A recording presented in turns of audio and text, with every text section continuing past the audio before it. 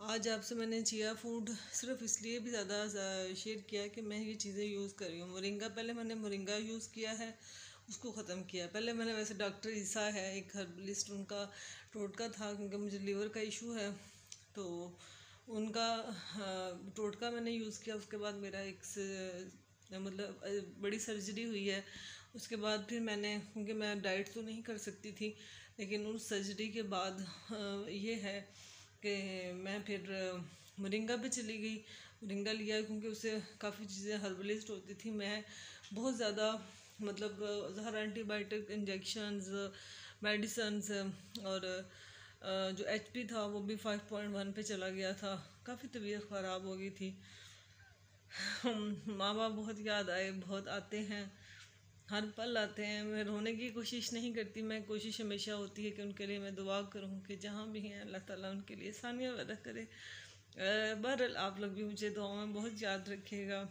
मेरा इस सर्जरी के बाद मैंने सोचा, बहुत दिल में बहुत सारे ख्याल आए। जब मैंने मौत को तो खैर बहुत दफ़ा मैंने करीब से देखा, जब अब मेरी सर्जरी हुई तो बहुत करीब से मैंने मौत को देखा। क्योंकि जब डॉक्टर ने ये भी कहा ना कि सिग्नेचर को इसने कहाँ से करवाने हैं, तो बेटा सिग्नेचर नहीं कर रहा था। वो समझा कि शायद वो कुछ और है। तो फिर वहाँ पे नर्स ने बताया कि मैंने उसको समझाया कि बेटा ये नहीं होता कि हम तुम्हारी मामा को मार ही देना है।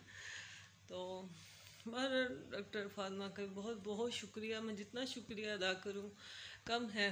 और ये ज़िंदगी मुझे ऐसे लगता है कि अगर अल्लाह ताला ने मुझे दी है तो बहुत तो नहीं है, लेकिन मैं ये कह सकती हूँ कि मैं जितना शुक्र अदा करूँ थोड़ा है। वो कहते हैं ना, माँ बाप की दुआओं का सिलसिला उनके जाने के बाद भी चलता रहता है। अल्लाह ताला हम सबके लिए बहुत आसानियाँ पैदा करे। तो जो बेहतर था अल्लाह ताला ने मेरे साथ वही हुआ जो बेहतर था, लेकिन अपनों ने साथ नहीं दिया। इसमें मैं आपको इसलिए ये बात कर रही हूँ, अपनों ने साथ नहीं दिया, कि आप सिर्फ खुदा की ज़ात पे भरोसा रखें। यकीन करें, अल्लाह के सिवा आपका इससे अच्छा दोस्त कोई नहीं है। उसके आगे रोएं, उससे मांगें। मेरी ये ज़िंदगी का तजर्बा है कि जो आपने, अगर कोई आपके साथ ज़्यादती कर रहा है ना, वो खुद ही अल्लाह से पालेगा। आप अल्लाह को एक दफ़ा ये कह दें कि या अल्लाह, मैंने अपने तमाम मामलात आपके सुपुर्द कर दिए। मैंने आपसे आज ये बात शेयर करनी थी कि मैं कुछ अरसे से ना आतिश फाउंडेशन चला रही हूँ, लेकिन मैंने कभी किसी को शो नहीं किया। लेकिन आज मैंने यूट्यूब पे इसलिए बात की कि ज़ाहिर सी बात है, मैं अपनी नंदों से, और जो जेठ फोत हो गए हैं वो हैं, उनकी वाइफ हैं, और ससुराली रिश्तेदार बहुत ज़्यादा हैं जो सपोर्ट करते हैं इस मामले में।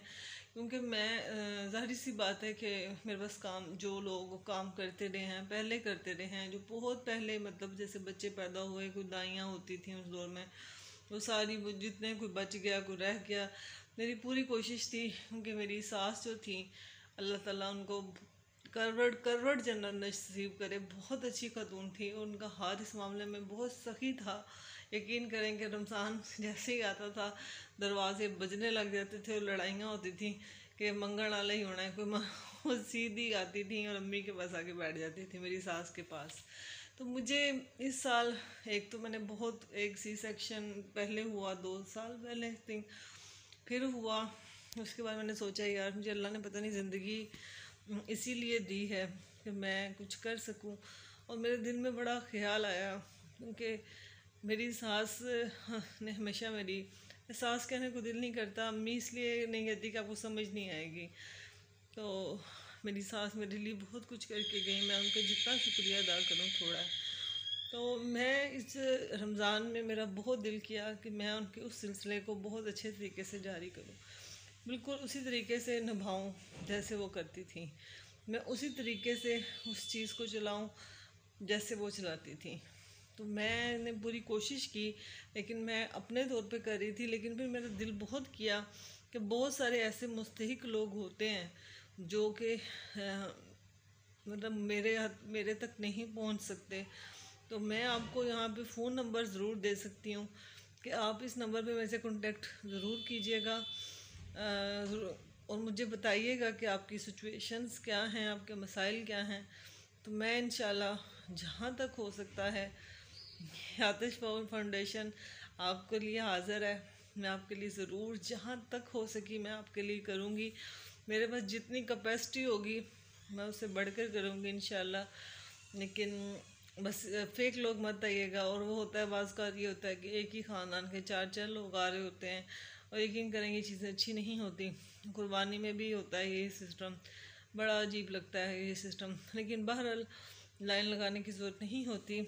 जो आप अगर जो पढ़े लिखे लोग होंगे वो देखेंगे तो वो आगे कन्वे कर सकते हैं कि आप इनसे रब्ता कर लें तो फिर ज़रूर मेरे ख्याल में मेरे तक पहुंच सकते हैं।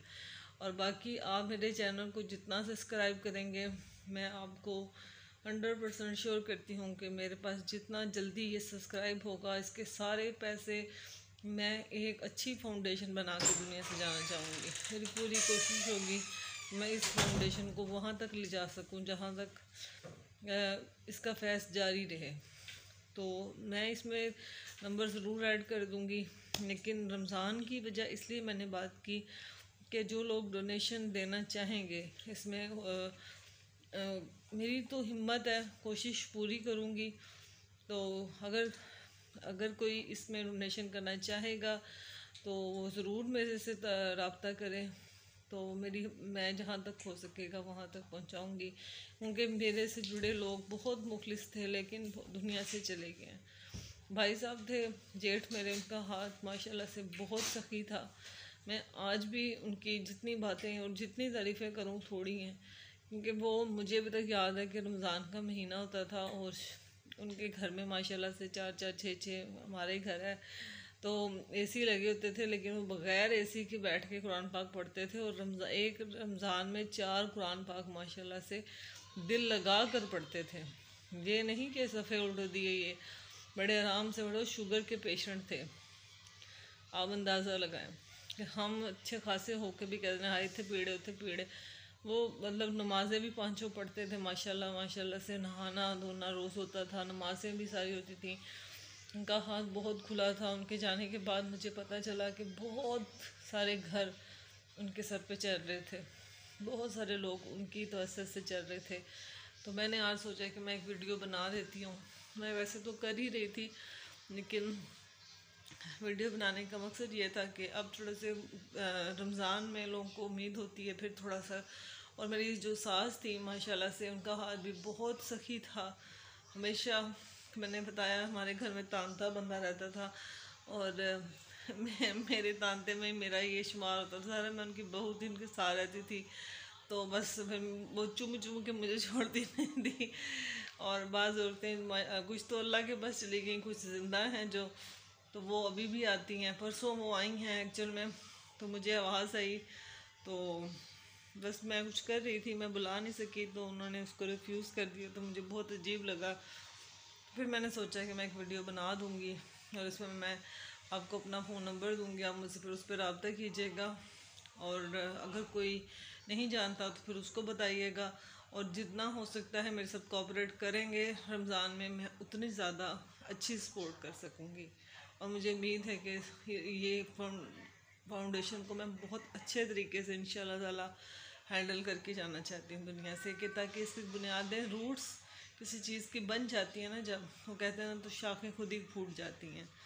ईदी साहब दुनिया से चले गए हैं लेकिन उनकी सब चीज़ें चल रही हैं। बस इंसान का फैज़ चलता रहता है। दादा साहब का देख लें, वो दुनिया से गैर से बीत गए लेकिन उनका फैज़ चल रहा है।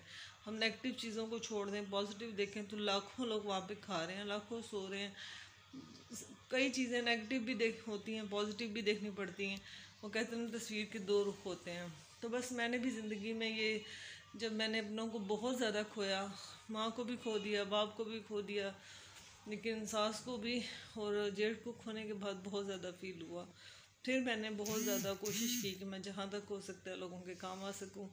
तो फिर अब मेरे पास ये था कि मैं थोड़ा सा कम पड़ जाता है, कई लोग ज़्यादा हो जाते हैं।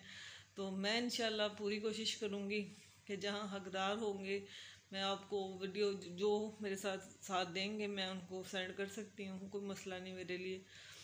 तो इंशाल्लाह हम मिलेंगे। और इस चैनल को आप जितना सब्सक्राइब करेंगे, चैनल को सब्सक्राइब करने का मकसद ये कि अगर ये चैनल सब्सक्राइब हो जाए ना तो मैं इसकी जितनी भी डोनेशन होगी मैं मदद कर सकती हूँ, जो दैट्स ट्रू है।